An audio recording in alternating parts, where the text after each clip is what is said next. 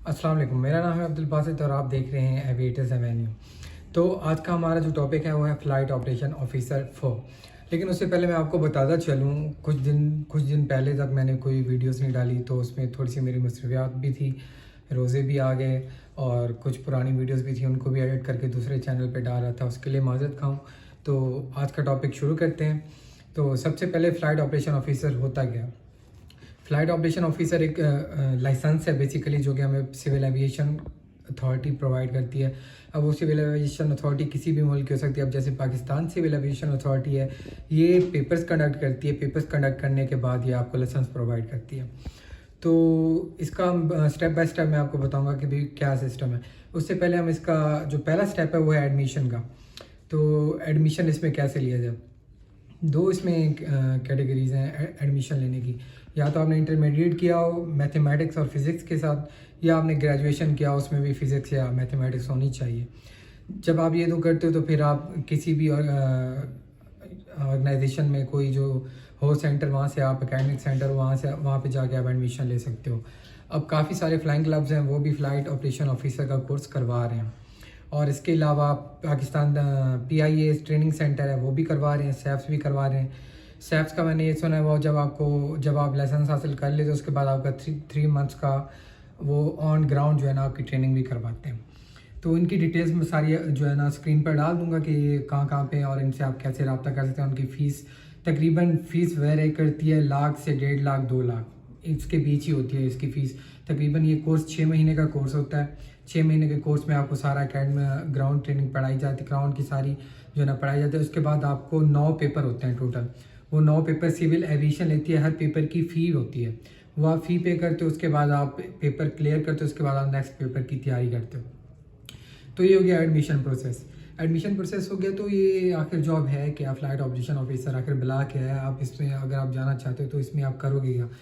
Basically ایک سمجھ لیں ایک ایئر لائن کی ریڑھ کی ہڈی ہوتا ہے فلائٹ آپریشن آفیسر، جس میں وہ جو کیا کہہ سکتے ہیں گراؤنڈ آفیسر ہیں، جہاں پہ گراؤنڈ کا ورک ہو رہا ہے، اور پائلٹ ہے، ان کے بیچ کوآرڈینیشن ہوتی ہے۔ اس میں اس نے ویدر انفارمیشن، فلائٹ کی ڈسپیچنگ، یہ سارا کچھ اس نے دیکھ کے کرنا ہوتا ہے، اور اس نے ساری انفارمیشن، اس میں ہمارا لوڈ ہوتا ہے ایئر کرافٹ پہ، اور جو کوئی DGR وغیرہ ڈینجرس گڈز ہیں وہ بھی اس کو بتانی ہوتی ہیں، کوئی اینیملز ہیں وہ بھی اس نے جو ہے نا انفارمیشن جو ہے نا ایئر میں انفارمیشن ٹو ایئر مین کرنی ہوتی ہے۔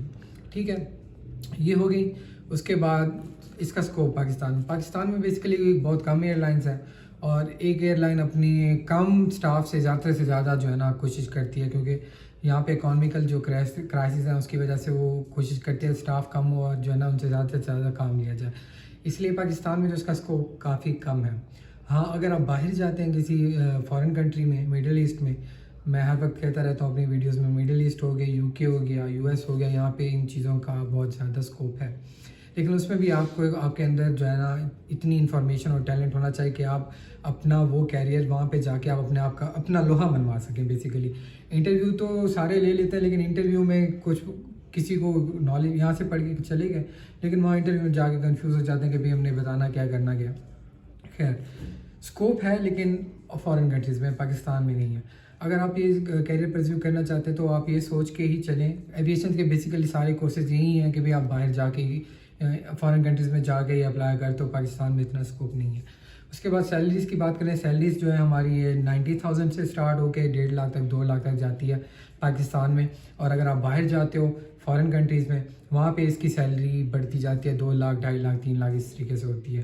خیر، یہ فلائٹ آپریشن آفیسر کا شارٹ سا وہ تھا انٹروڈکشن کہ یہ چیز ہے کیا، کیسے آپ اس میں جا سکتے ہو، کیسے آپ پیپر دے کے یہ لائسنس حاصل کرتے ہو، اور اس کی ویلیڈیٹی بھی ہوتی ہے۔ وہ ویلیڈیٹی ہر کنٹری کے اپنے حساب سے ہوتی ہے، سول ایویشن کی اپنی ہے، پاکستان سول ایویشن کی، ایسے باہر کے فارن کنٹریز ہیں ان کی اپنی ویلیڈیٹی ہوتی ہے، اور اس کے بعد آپ کو دوبارہ پیپر دے کے اپنا یہ لائسنس رینیو کروانا ہوتا ہے۔ تو یہ تھی آج کی ویڈیو۔ اگر آپ کو کچھ چیز سمجھ نہ آئے تو بے شک آپ بغیر کسی جھجک کے آپ میرے سے رابطہ کر سکتے ہیں۔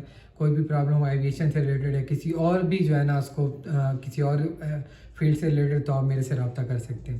تو یہ تھی آج کی ویڈیو، شکریہ، اللہ حافظ۔